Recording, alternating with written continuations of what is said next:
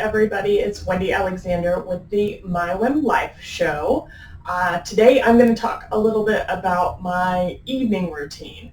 We talked about morning routine before. I've got quite a bit of feedback that it's pretty intense, and I will say that just in the last couple of months since I recorded that video and published it, and then my mom was in a car accident and passed away, I can definitely say that that has changed. So what I want to say to all of you is that none of this is set in stone, not even for me. It's something that changes with the seasons of my life and what's important to me at that time. But we'll have to do an update on what that morning routine looks like here in the next little while. But for my evening routine, it really hasn't changed hardly at all, no matter what has happened, and it's been pretty consistent for the last several years. So it's something that is very calming, very comforting to me, and I go right to sleep. So it seems to be working for me. I thought since we were doing the evening routine, I better get on my ready for bed pajama shirt.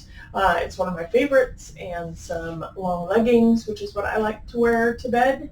Yes, even in the hot summer, I'd rather have it really cold in the room and snuggle up in my warm clothes under the blanket than be too hot. So that's how I like to sleep.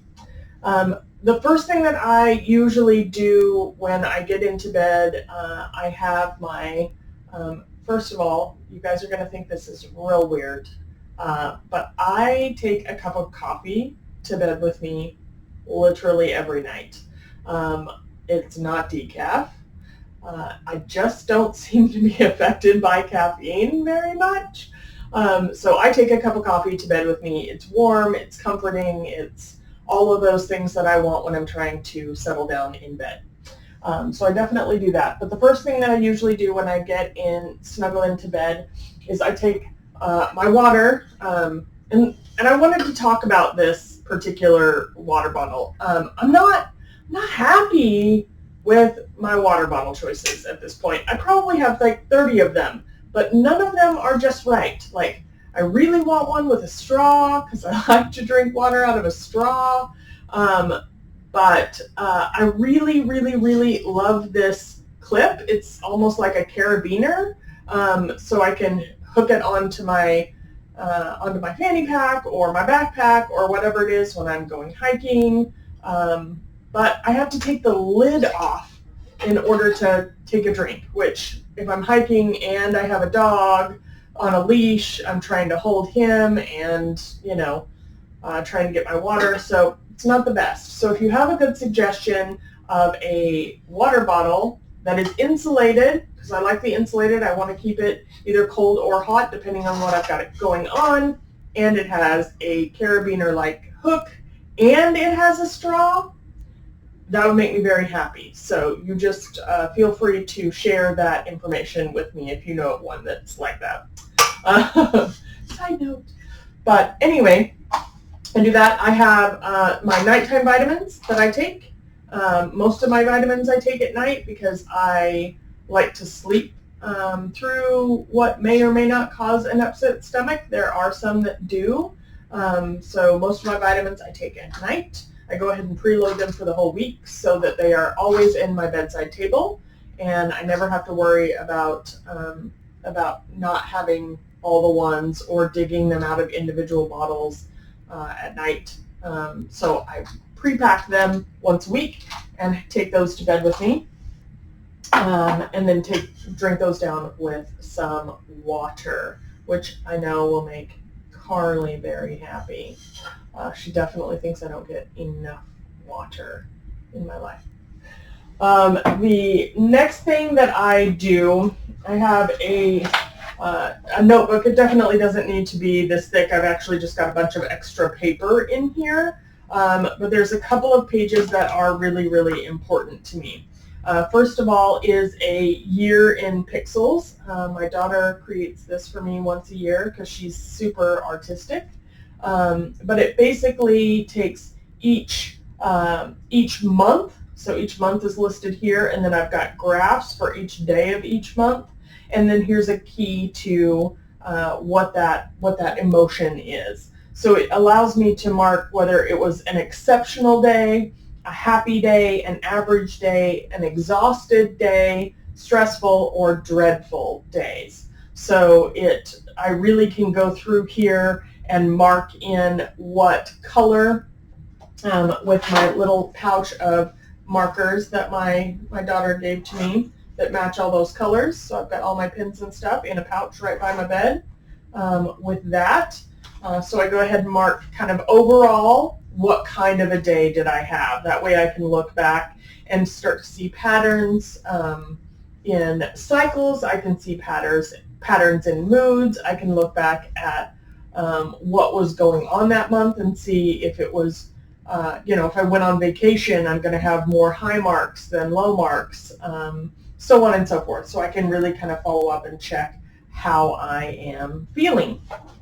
The other thing that I do, which is something that I'm going to get into a lot more detail about with everyone, is I have what's called, what I refer to as my 9 pillars, the pillars that I guide my everyday actions on. And those are going to be family, spirit, giving, adventure, career, friends, fitness, nutrition, and money. So every day I'm going to take a look at what day of the week it is. I've got, the dates listed, 1 through 30 or 31, depending on how many days there are in that month. And then I'm going to come up here and I'm going to look at, with my family, was I intentionally focused on them with my spirit, my spirituality, my personal being. Meditation falls under this, and we'll get more into that. Giving, adventure, and adventure is not necessarily skydiving. Adventure is, did I make sure to have fun today? So I put that in there. My career, money you'll see as separate from career because they're two very different things. And then friends, fitness, nutrition are all individual areas that I want to focus on. So I mark each box with a green if I was intentional in taking positive action toward that pillar. If it's yellow, it means I took some kind of an action, but it wasn't necessarily overtly intentional. Maybe I didn't, follow, the goal that I have exactly, but I definitely made forward momentum, whatever that might be. And then the red, as you can tell, kind of follows a stoplight system. And red means that I either ignored that area, I did not take intentional action, I did something to negatively impact that pillar of my life. So it's not necessarily anything good or bad.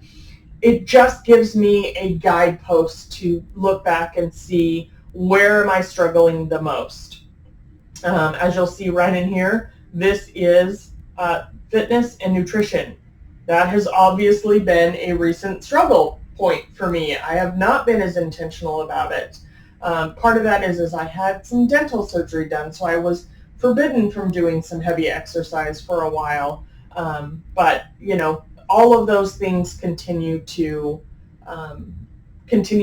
guide me and let me know where I'm at in my life compared to where I want to be. So it's just kind of really an opportunity to reflect on where I'm at. Let me think about the things through the day. And this is so important because if you don't reflect on the day and you just leave that stuff to sit and fester, you don't have any resolution for it, those are the things that can cause issues with your sleeping so that you're not able to rest, and what have you. So that's definitely one way that I have been able to really just let go of how things have gone for the day and know how I need to move forward tomorrow. So there is that process. The next thing I do also in my little pack is a pen in here, and I always have a journal. I used to buy all my own journals, but I tend to get given journals a lot because people in my life know that they're really important to me. So I have all kinds of random, adorable journals that I've been given. So I write in those. In the evening, some of them are, as you can see, are really, really short. Others go on for, multiple pages of information. And it really just is an opportunity to get out onto paper any of the feelings that I might have about what's happening, any frustrations that I have, any celebrations that I want to make note of. It's another way to really reflect and release those energies so that I can rest properly. So those are my major things. At that point, I usually try to pick up some kind of a book that is recreational reading. I don't do anything that is business related during this time. It's, just 100% for enjoyment. And I'll tell you, I usually can't even get through a whole chapter because my eyelids are starting to close. That process has been so ingrained in my system of the steps that I take that lead to sleep that my body is ready to shut down and says, good night, it's time for us to close our eyes. I do make sure that I'm getting into bed 30 minutes before I want to be asleep, at least 30 to 45 minutes, so that I have time for this whole process and to still get to sleep in a time frame that allows me to get a minimum of 7 hours of sleep, preferably 8. I try to get 8 whenever possible. Sometimes that just doesn't work out. Something's happened the day before and you're up a little later than you wanted to be, but you have morning meetings. So I do my best to get that 8 hours, but always 7, never less than 7. It just, I don't function well with less than 7 hours of sleep anymore. So that is a look at my evening routine. It really doesn't take all that long and really allows me an opportunity to just let go of the day, do any celebrations, release any frustrations so that I can move forward with the next day. I did hear someone suggest writing down like tomorrow's to-do list before you get into bed. I had tried that for a while, but I found that just got my head spinning with all of the things that I needed to do. So I try to really make this evening routine about things that are not work related.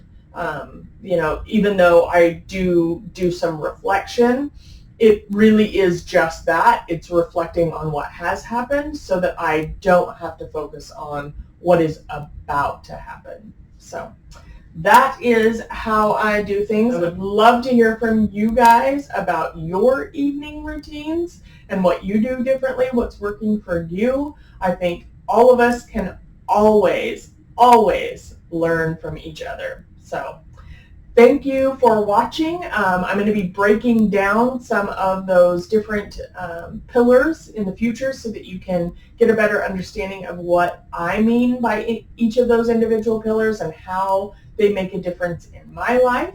And maybe, hopefully, this can be used for you to help you go after your one unique life. Thank you so much for tuning in to the My WHIM Life Show today. If you haven't already, be sure to subscribe so you don't miss a moment of the goodness.